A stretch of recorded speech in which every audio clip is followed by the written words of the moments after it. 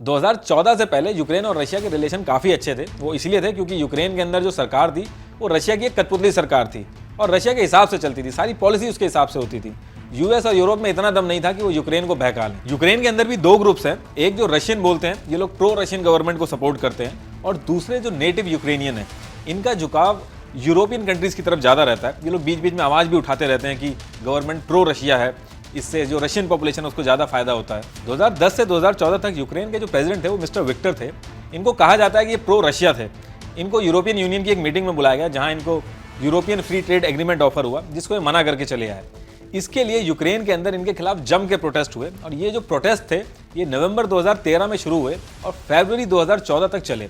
ये प्रोटेस्ट इस लेवल के हुए कि प्रेसिडेंट विक्टर को अपनी जान बचा के भागना पड़ा और बाद में इन्होंने रशिया के अंदर जाके शरण ली। अब इस इंसिडेंट के बाद आने वाले जितने भी प्रेसिडेंट थे वो समझ गए थे कि अगर रशिया की जी हजूरी ज़्यादा की तो खुद का पावर में रहना मुश्किल हो जाएगा।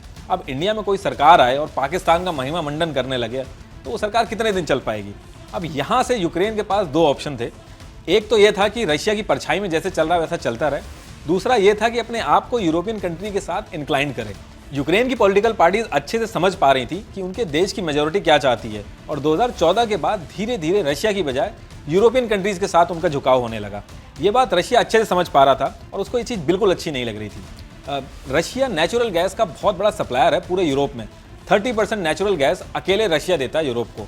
देखिए, जब नेचुरल गैस सप्लाई की जाती है तो वो पाइपलाइंस के थ्रू की जाती है, और जिस कंट्री के थ्रू ये निकलती है उस कंट्री को उसका रेंट देना होता है। इन पाइपलाइंस की जो इंपॉर्टेंट रूट्स थे वो यूक्रेन से भी गुजरते थे। अब 2013 तक यूक्रेन रशिया के हिसाब से चलता था, लेकिन उसके बाद से पर ईयर $33 बिलियन यूक्रेन ने रशिया से मांगना शुरू कर दिया। 2014 तक यूक्रेन रशिया का सबसे बड़ा इकोनॉमिक पार्टनर था, लेकिन 2014 के बाद सिचुएशन एकदम चेंज हो गई थी। रशिया चाहता था कि यूक्रेन यूरेशियन इकोनॉमिक यूनियन इसको ज्वाइन करे, ये एक फ्री ट्रेड एग्रीमेंट है, लेकिन यूक्रेन ने उसके लिए भी मना कर दिया। डे बाय डे यूक्रेन का यूरोपियन कंट्रीज के साथ जुड़ना रशिया के ऊपर काफ़ी भारी पड़ रहा था। लेकिन रियल प्रॉब्लम तब स्टार्ट हुई जब यूक्रेन ने सीरियस इंटरेस्ट दिखाया नेटो मेंबर बनने के लिए। देखिए, NATO North Atlantic Treaty Organization, इसको 1949 में जब सेकेंड वर्ल्ड वॉर हुई थी तो उसके बाद बनाया गया था। कई देशों ने मिलकर एक ट्रीटी साइन की, और उस ट्रीटी में यह था कि एक देश पे हमला होगा तो सब पे हमला माना जाएगा और सारे देश मिलकर उस पर अटैक करेंगे।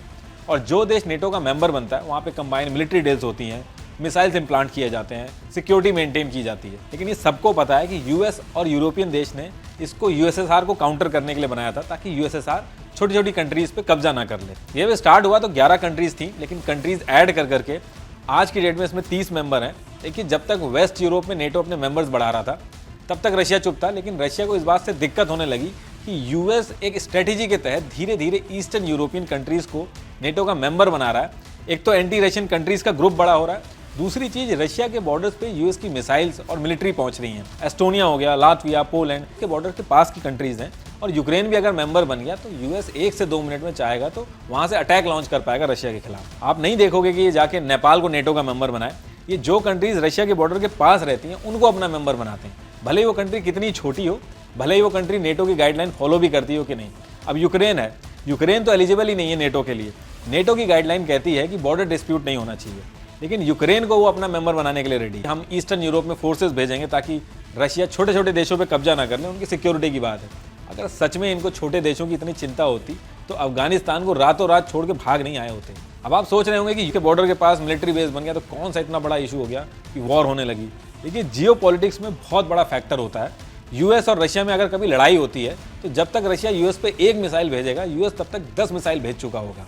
भले ही उसके पास सुपरसोनिक मिसाइल हो, लेकिन रशिया डिसएडवांटेज में रहेगा। अब रशिया मैक्सिको, क्यूबा और कनाडा से ट्रीटी साइन कर ले और यूएसए के बॉर्डर के पास जाके मिलिट्री बेसेस बनाने लगे तो यूएसए बिल्कुल बर्दाश्त नहीं करेगा।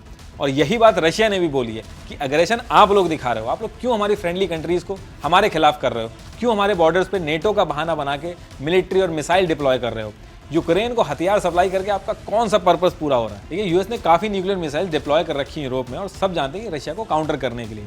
अब रशिया किसी भी कीमत पे यूक्रेन को नेटो का मेंबर बनना अफोर्ड नहीं कर सकता। यूक्रेन नेटो का मेंबर इसलिए बनना चाहता ताकि वो सिक्योर हो सके, और नेटो कंट्रीज़ के लिए इससे अच्छी बात और क्या हो सकती है, क्योंकि यूक्रेन अगर नेटो का मेंबर बनता है तो 2295 किलोमीटर का जो यूक्रेन रशिया का बॉर्डर है वो एक्सपोज हो जाएगा। रशिया के बॉर्डर पे नेटो की फोर्सेज आके बैठेंगी, लेकिन नेटो कंट्रीज तब तक नहीं आ सकती जब तक यूक्रेन नेटो का मेंबर नहीं। सेम चीज लुहांस और डॉन्स में भी चल रही थी। लुहांस और डॉन्स में पहले से ही सेपरेटिस्ट मूवमेंट चल रहा था और ये दोनों रीजन ऑलरेडी रशिया के हिसाब से चल रहे थे क्योंकि प्रो रशिया लोग यहाँ पे ज्यादा थे। लेकिन अभी रशिया को जब हर तरफ से अटैक करना था यूक्रेन पे, तो एक दिन पहले ही दोनों रीजन को इंडिपेंडेंट घोषित कर दिया और अपनी आर्मी की एंट्री करवा के बोल दिया कि ये पीस कीपिंग फोर्सेज हैं।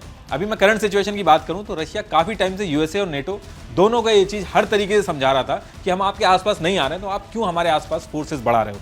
14 जनवरी को रशिया के फॉरेन मिनिस्टर ने बोला कि रशिया इंडेफिनेटली वेट नहीं करता रहेगा इस चीज के लिए।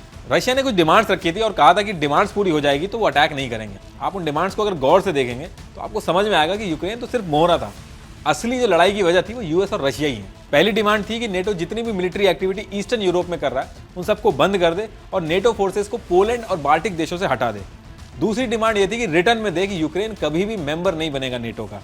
तीसरी डिमांड है कि यूएस की जो भी न्यूक्लियर मिसाइल्स यूरोप में हैं उनको डिसआर्म करे। हालांकि यूएस बहुत कंसर्न्ड है ह्यूमैनिटी को लेकर पूरे वर्ल्ड में, लेकिन जो उसके अपने फायदे की बात थी उससे वो पीछे नहीं हटा और डिमांड्स को मना कर दिया। आप अगर इन डिमांड्स को ध्यान से देखोगे तो यूक्रेन से कुछ नहीं मांगा जा रहा, क्योंकि मांगा जा रहा वो नेटो और यूएस से मांगा जा रहा। देखिए, यूएस का इतिहास रहा है कि एक फॉल्स सिक्योरिटी का एश्योरेंस देने के बाद जब देश बर्बादी पे आने लगता है तो उसको छोड़ के भाग जाता है।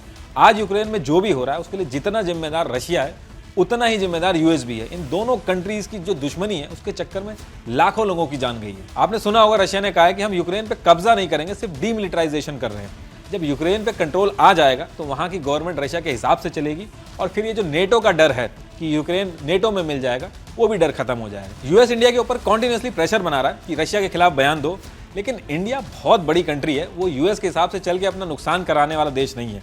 आप देख लेना, इंडिया रशिया के खिलाफ नहीं जाएगा। थोड़े बहुत बयान आते रहेंगे कि वायलेंस नहीं होना चाहिए, शांति से इसका सोल्यूशन निकलना चाहिए, लेकिन रशिया जो कर रहा है उसको क्रिटिसाइज नहीं करेगा। वो रशिया को इस टाइम पे क्रिटिसाइज नहीं करना ही उसका सपोर्ट करना है। जियोपॉलिटिक्स में इमोशन से काम नहीं चलता है। यूक्रेन के लीडर्स ने दूसरी कंट्रीज के चढ़ाने में आके अपनी कंट्री के मासूम लोगों को मुसीबत में डाल दिया। वो चीज इंडिया नहीं कर सकता है। और इंडिया अगर रशिया के खिलाफ चला भी जाएगा तो उससे वॉर नहीं रुकेगी।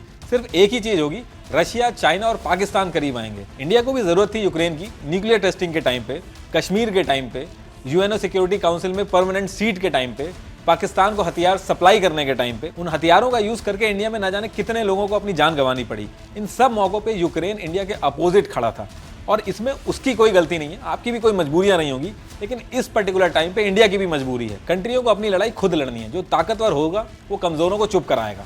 अभी यूक्रेन के साथ हुआ है, अभी फिर आगे ताइवान भी होगा। कोई बचाने नहीं आएगा, सब तमाशा देखेंगे। ये वॉर खत्म होगा और लीडर फिर से हाथ मिला लेंगे, लेकिन जिनके परिवार के लोग चले गए वो वापस नहीं आएंगे।